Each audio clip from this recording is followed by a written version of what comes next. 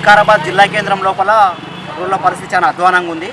ప్రధానంగా జిల్లా కేంద్రం అంటే ఇది పేరుకే జిల్లా కేంద్రం ఉన్న తప్ప ఇక్కడ రోడ్లు మాత్రం చాలా అస్తవ్యస్తంగా ఉన్న పరిస్థితి. మనం ఇక్కడ నిలబడి మాట్లాడుతున్నటువంటి ఏరియా ఇది ఎల్ఐసి ఆఫీసు. ఇక్కడ నుంచి శంకరపల్లి సిద్ధులూరు పోయేటటువంటి ఇది ప్రధానమైనటువంటి రోడ్డు. ఈ రోడ్డు గుంతలమయమైపోయినటువంటి రోడ్లలో ఆటోలు కానీ ట్రాన్స్పోర్ట్ కానీ చాలా ఇబ్బంది అవుతున్న పరిస్థితి ఉంది. ఇక్కడ ఉన్నటువంటి స్పీకర్ గారు ఏదైతే గత అసెంబ్లీలో ఒక మాట మాట్లాడిండు, మా వికారాబాద్లో రోడ్లు మంచిగా లేనందుకు పిల్లనిస్తలేరన్న.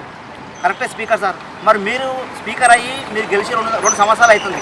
మీరు ఎన్ని కోట్లు తెచ్చి ఎన్ని రోడ్లు వేసి ఎంతమందికి పెళ్లి చేసి చెప్పండి. ఇంకొకటి ముఖ్యమంత్రి జిల్లా స్పీకర్ జిల్లా ఇది ఎందుకు అభివృద్ధి లేదని ప్రజలు అంటున్నారు. మనమేమో ముఖ్యమంత్రి మన జిల్లా అనుకుంటున్నాం కానీ ముఖ్యమంత్రి ఏమో వికారాబాద్ నా జిల్లా కాదు నా జిల్లా మహబూబ్నగర్ అని ఆయన ఫీల్ అవుతున్నాడు.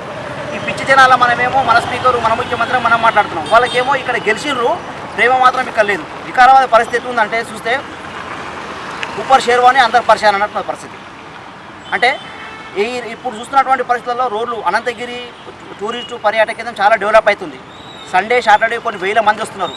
ఈ వచ్చేటటువంటి Hyderabad to Tandur main road ఏదైతే ఉన్నదో ఈ రోడ్లలో రెగ్యులర్గా యాక్సిడెంట్లు అవ్వడం వల్ల చాలామందికి చిత్తగాట్లు అవుతున్నారు. రీసెంట్గా వారంలో 2 చనిపోతూ ఉన్నారు. ఈ పరిస్థితుల్లో టూరిస్టులకు కూడా చాలా ఇబ్బంది అవుతున్న పరిస్థితి ఉంది. 2000 ఎకరాలలో ఈకో టూరిజం డెవలప్ చేస్తామని చెప్పినటువంటి వాళ్ళు ఏదైతే ఈ రోడ్డునే మంచి చేయకపోతే ఎట్లా టూరిస్టులు రావడానికి అవకాశం ఉంటుంది?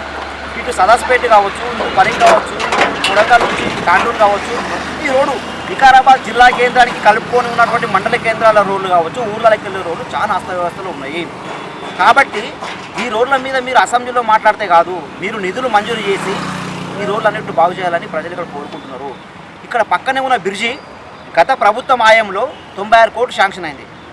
శాంక్షన్ అయ్యి 2.5 సంవత్సరాలు అవుతుంది. ఈ ప్రభుత్వం వచ్చి 2 ఏళ్ళు దగ్గరకు వస్తూ ఉంది.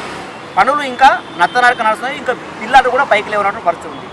ఈ బ్రిడ్జి 1 వే ఉండడం వల్ల వచ్చే పోకే రాకలకు ఏదైనా చిన్నగా సమస్య జరిగినా గంటల తరబడి ట్రాఫిక్ ఆగిపోతూ ఉంది. ఎవరైనా గొర్రె పిల్లలు కొట్టుకొని వస్తే కూడా ఈ బ్రిడ్జి దాటినాక మొత్తం రోడ్ మీద ట్రాఫిక్ ఆగిపోతున్న పరిస్థితి అవుతున్న పరిస్థితి ఉంది. కాబట్టి వికారాబాద్ అనేటటువంటిది పేరుకే ఏమంటారు కదా, పేరు గొప్ప ఊరు దిబ్బ అన్నట్టు ఇది జిల్లా కేంద్రమే ఉన్న తప్ప దీనికి రోడ్లలో మాత్రం చాలా ఇబ్బందులు ఉన్న పరిస్థితి ఉంది. వికారాబాద్ పట్టణంలో ప్రధానమైనటువంటి కూడళ్ళు A1 జిరాక్స్ కాడ కావచ్చు, ఎన్టీఆర్ చౌరస్తా కాడ కావచ్చు, మాషకి టాక్స్ కాడ కావచ్చు ఒక సిగ్నల్ వ్యవస్థ గతంలో ఉండి ట్రాఫిక్ పోలీసులు అక్కడ ఉండి సిగ్నల్స్ను రోడ్డును వాళ్ళు డైవర్ట్ చేయడం వల్ల చిన్న చిన్న యాక్సిడెంట్లు కాకుండా కొంత ఇబ్బంది ఉండేది. కానీ ఇప్పుడు ట్రాఫిక్ పోలీసులు లేరు, ఉన్న సిగ్నల్లు పనిచేస్తలేవు.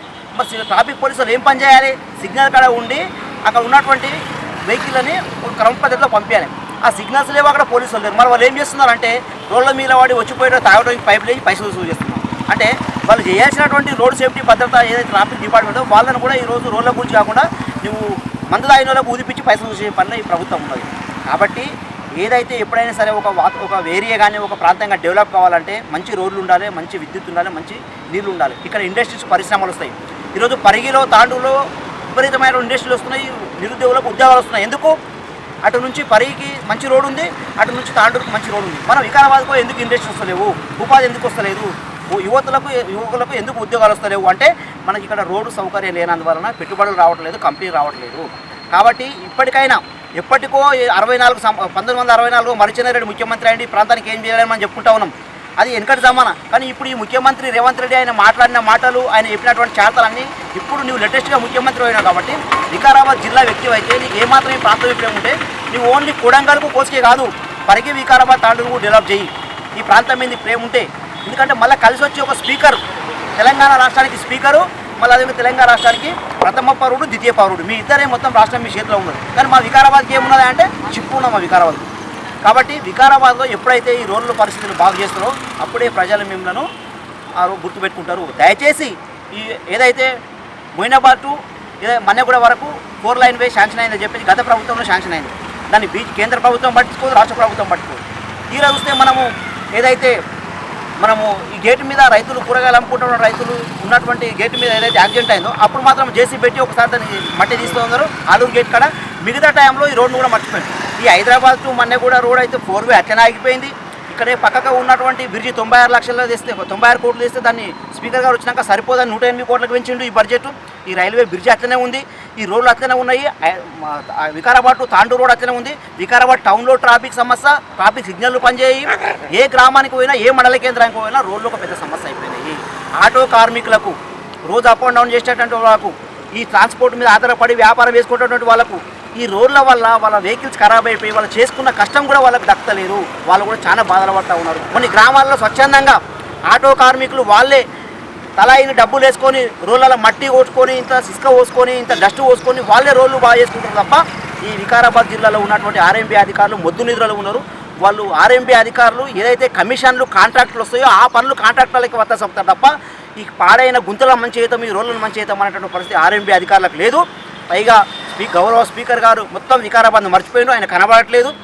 ముఖ్యమంత్రి గారు అయితే వికారాబాద్ జిల్లా నాది కాదు అన్నట్లు వివరిస్తున్నారు. కాబట్టి ప్రజలు మీకు తగిన బుద్ధి చెప్పకముందే మీరు ఈ జిల్లాకు ఎన్నికయ్యారు కాబట్టి మీరు ఆ విధంగా గుర్తుపెట్టుకొని ఈ రోడ్ల విషయంలో ఒక 30,000 కోట్ల రూపాయలు శాంక్షన్ చేసి వికారాబాద్లో రోడ్లను అభివృద్ధి చేయాలని చెప్పి కోరుకుంటున్నాము. ఆ రకంగా చేస్తే ప్రజలు మిమ్మల్ని గుర్తుపెట్టుకుంటారు. లేకపోతే ఇంకా మీ పీరియడ్ కూడా దగ్గరకు వస్తూ ఉన్నది కాబట్టి మీ గాలి మాటలు కూడా రాబోయే కాలంలో ప్రజలు గమనిస్తారు. కాబట్టి మీరు ఈ రోడ్ల మీద దృష్టి పెట్టాలని చెప్పేసి వికారాబాద్ ప్రజలు అందరూ కోరుకుంటున్నారు. ఇది ఒక పెద్ద సమస్యగా ఉంది కాబట్టి ప్రభుత్వం అర్థం చేసుకోవాలని చెప్పేసి విజ్ఞప్తి చేస్తూ ఉంది.